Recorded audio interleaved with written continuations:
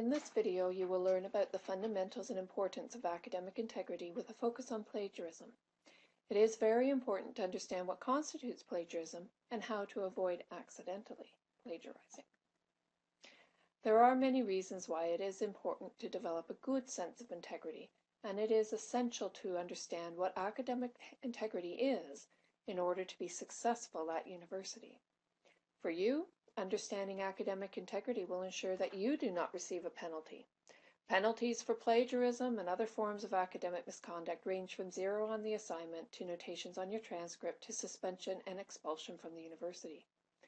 Many people feel that cheating at university is a crime that hurts no one. Is this truly the case? What happens to the value of your degree if UOIT gains a reputation for having graduates who have cheated their way through university? Clearly, the value of your degree will be impacted by such a reputation. What about the argument that everyone does it, and you will be at a disadvantage if you don't cheat as well? There are 2 points I would like to make to this argument. First, most students who cheat actually don't do any better than those who do not cheat. They also don't learn as much as those who do their own work. Remember, what you are learning in this course is directly applicable to any job that you will do. Good writing skills are probably the most directly transferable skills that you will take with you into the workforce after graduation. Secondly, think of the embarrassment of having to explain to your parents or prospective employers why there is a notation on your transcript regarding academic misconduct, or why you were kicked out of school.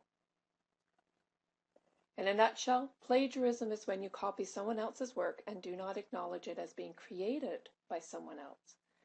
Now, plagiarism can occur in at least 4 different ways.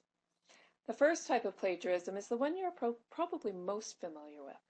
This is when you use information, and it doesn't matter where it comes from, the internet, books, magazines, articles, lectures, television, and so on. When you use any information or ideas that you did not create yourself and do not provide a source for that information. The source must be indicated in 2 ways. In an in-text citation and a reference in the reference list at the end of the essay. Remember that you always need both a citation and a reference. If you only provide references at the end of your essay, you have committed plagiarism because you do not show where in your essay you have used this information.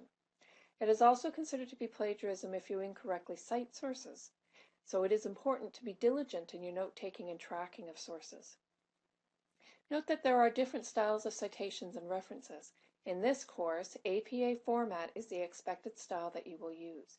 Make sure you truly understand what that means. The second type of plagiarism occurs when you are supposed to work on an assignment individually, but you collaborate instead. It is considered plagiarism because you do not acknowledge the work that others did to help you complete your assignment. The third type of plagiarism always sounds a little bit funny. But it is, in fact, possible to plagiarize yourself.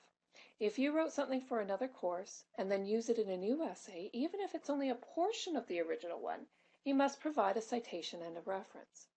Of course, using something you wrote for another course is another form of academic misconduct because you're not allowed to reuse assignments for different courses. Finally, as I'm sure you know, purchasing an essay and using it in a course is also plagiarism, and there will be consequences if you do this. When I survey first-year students about what needs to be cited versus what requires permission for use, there's often much confusion, especially with regards to the things people pull off the internet. For example, downloading a graphic requires the author's permission for use. A citation is not enough in this case. Now, plagiarism is using someone else's work without giving proper credit, so a failure to cite adequately. But copyright infringement is using someone else's creative work, which can include a song, a video clip, a piece of visual art, a photograph, and other creative works without authorization or compensation. Schools enforce rules about plagiarism, while the courts enforce laws about copyright infringement. Now, plagiarism doesn't have to include copyright infringement automatically. For example, the works of Plato or William Shakespeare are not copyrighted because they're too old. Even though it would technically be legal to copy from one of those plays for an English assignment, it would still be plagiarism if you didn't give credit to Plato or Shakespeare. When you use someone else's work without getting permission, it is copyright infringement.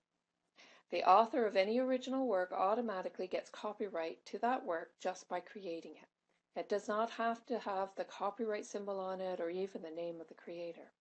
And this is true for anything, including books, essays, web pages, songs, pictures, and videos. The creation must be stored on something physical, such as paper, canvas, a CD, or a hard disk. This means that anything that you have created, even school essays, is protected by copyright rules. Whoever owns the copyrighted creation is the only one who can make legal copies of that creation. Even if you give the original author credit, it's illegal to duplicate large sections of someone else's work without permission. So downloading a movie like Finding Nemo, of course, is illegal. So why is it okay to use some information as long as it is cited in reference? There's something called the fair use exemption. The fair use exemption allows people to legally use small amounts of someone else's work as long as you give the author or creator credit. The whole issue of copyright infringement is, of course, much more complicated than this basic overview. The key, though, is to become an ethical writer. Give credit to original creators, do your own research and writing, provide citations and references for all information and ideas that are not created by you and you alone. So what are the 3 characteristics that identify an ethical writer?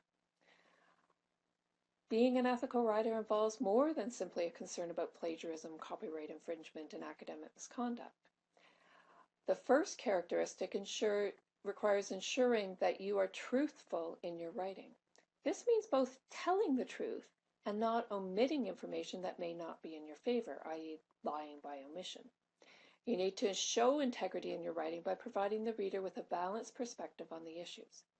You must also be responsible for what you write. If you make an error, you must take responsibility for that error rather than blaming others. In conclusion, academic integrity and ethical writing go hand in hand. You should now have a sense of what constitutes plagiarism, how it differs from copyright infringement, and what characterizes an ethical writer. There are many resources available that elaborate on these issues.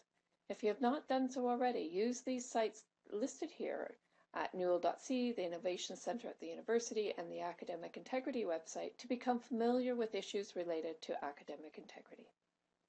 Thank you for listening.